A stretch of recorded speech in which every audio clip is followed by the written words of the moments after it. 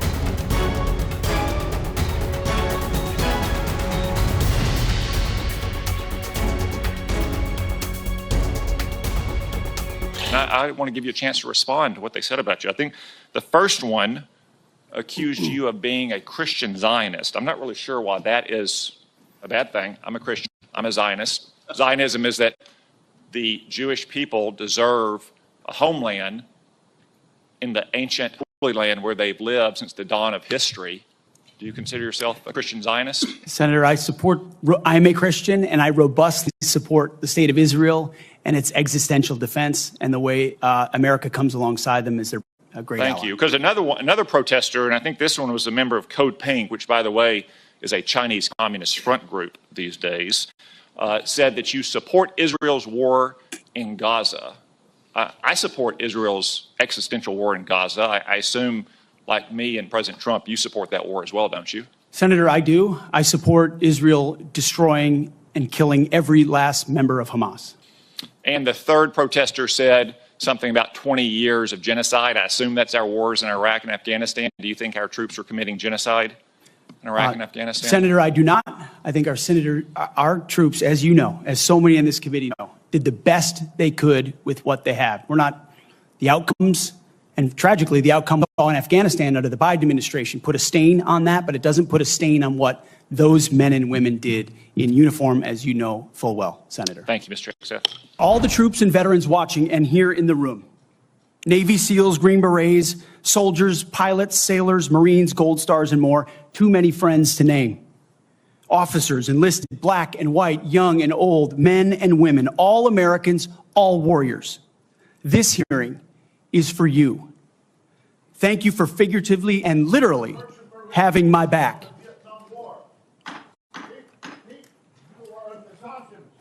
Not only that, you are a Christian Zionist, and you support the war in Gaza by the Zionists. I want to thank the authorities for their swift reaction to that outburst, and state that similar interruptions will be treated in like manner. Mr. Hegseth, you may continue. Well, as I'll say again, thank you for figuratively and literally having my back. I pledge to do the same for all of you. It's an honor to come before this committee today as President Donald Trump's nominee for the office of Secretary of Defense. 2 months ago, 77 million Americans gave President Trump a powerful mandate for change, to put America first, at home and abroad. I want to thank President Trump for his faith in me and his selfless leadership for our republic.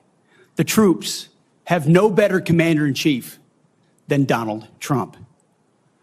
As I've said to many of you in private meetings, when President Trump chose me for this position, the primary charge he gave me was to bring the warrior culture back to the Department of Defense.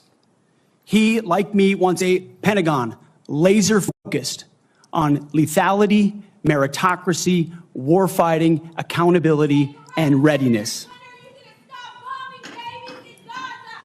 Veterans are committing suicide, and our homeless, my father, a veteran, committing suicide, and you're sending money to bomb babies. Every veteran in here.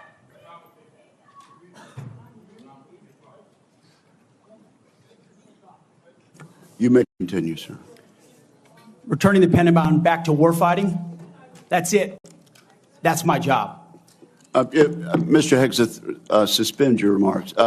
Let me just say this. The Capitol Police are going to remove immediately individuals that are disrupting the hearing. I see a pattern attempted to be inflicted on the committee, and we're simply not going to tolerate that. You may proceed.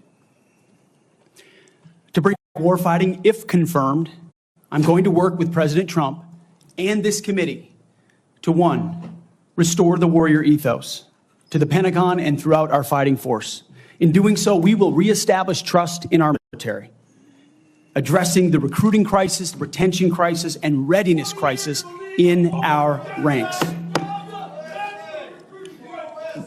Members of the security force will remove members.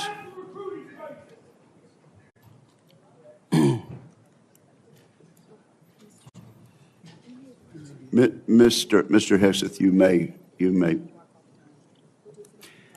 The strength of our military is our unity and our shared purpose, not our differences. Number two, we're going to rebuild our military, always matching threats to capabilities. This includes reviving our defense industrial base, reforming the acquisitions process. As you mentioned, Mr. Chairman, no more valley of death for new defense companies, modernizing our nuclear triad, ensuring the Pentagon can pass an audit, and rapidly fielding emerging technologies. And number three, we're going to reestablish deterrence. First and foremost, we will defend our homeland, our borders, and our skies. Second, we will work with our partners and allies to deter aggression in the Indo-Pacific from the Communist Chinese. And finally, we will responsibly end wars to ensure that we prioritize our resources to reorient to larger threats. We can no longer count on reputational deterrence. We need real deterrence. The Department of Defense under Donald Trump will achieve peace through strength. And in pursuing these America First national security goals, will remain patriotically apolitical and stridently constitutional. Unlike the current administration, politics should play no part in military matters. We are not Republicans. We are not Democrats. We are American warriors.